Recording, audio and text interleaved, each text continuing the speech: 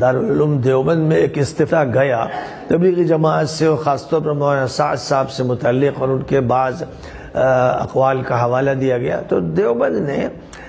فتویٰ دیا۔ اب فتویٰ جو ہوتا ہے وہ استفتاء کی بنیاد پر ہوتا ہے، جو معلومات دی گئیں، جو معلومات ان تک پہنچی، ان کی بنیاد پر انہوں نے ایک فتویٰ دیا کہ یہ باتیں غلط ہیں،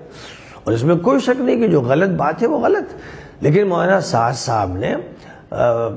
اس میں پوری تواضع اختیار کرتے ہوئے اور دیوبند کا پورا احترام رکھتے ہوئے اور فتوے اور دارالافتاء کے احترام کو برقرار رکھتے ہوئے دیوبند سے رجوع کیا۔ تحریری طور پر بھی اور تقریری طور پر بھی انہوں نے اس کا بار بار اظہار کیا کہ میں دارالعلوم دیوبند کو اور دیوبند کی تحریک کو مرجع سمجھتا ہوں، اور تبلیغ کی تحریک اس سے وابستہ ہے، اور میں اپنے تمام ایسے اقوال سے جو اصحاب افتاء کے نزدیک صحیح نہیں رجوع کرتا ہوں۔ ایک مرتبہ، دو مرتبہ، تین مرتبہ جب ایک بڑی جماعت کا ذمہ دار رجوع کر رہا ہے اور کسی ایک ملک کے ایک دارالافتاء سے جس کی ایک حیثیت ہے اور ایک تاریخ ہے، تو ہونا یہ چاہیے تھا کہ اس رجوع کو قبول کیا جاتا۔ لیکن کیا اسباب ہیں اور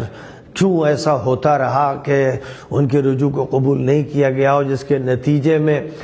شدت بڑھتی گئی، دو حلقے اور زیادہ کے لیے نہیں۔ ساتھ ہی ساتھ دیوبند کو بھی اور دیوبند سے تعلق رکھنے والوں کو یہ بات سمجھنا چاہیے کہ دیوبند دنیا کے لیے نہیں، پوری دنیا کے لیے نہیں، بر صغیر میں اس کا ایک مقام ہے، لیکن اس کا وہ مقام کیرالہ میں نہیں، اس کا وہ مقام تامل ناڈو میں نہیں رہا، اس کا وہ مقام بہت سے صوبوں میں نہیں رہا، اور اس کا وہ مقام نہ مراکش میں ہے، نہ الجزائر میں ہے، نہ لیبیا میں ہے، نہ تیونس میں ہے، نہ مصر میں ہے، نہ کہیں۔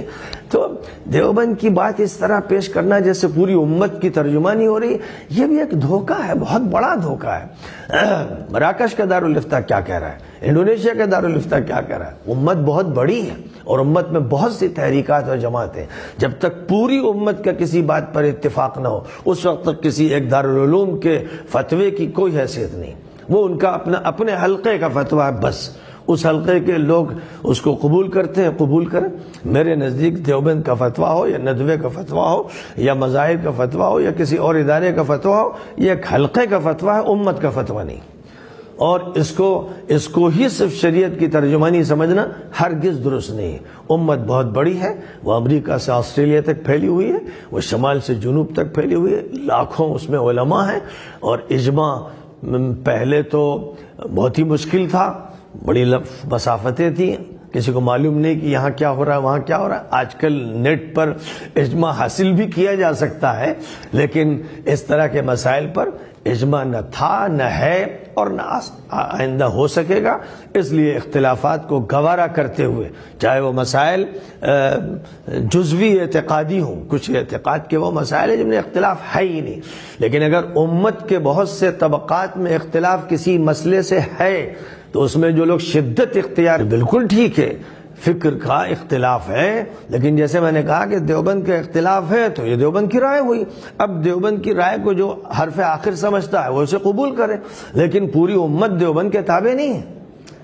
نہ ہندوستان تابع ہے، نہ پاکستان تابع ہے، نہ بنگلہ دیش تابع ہے، اور پوری دنیا تو بہرحال نہیں ہے۔ تو جب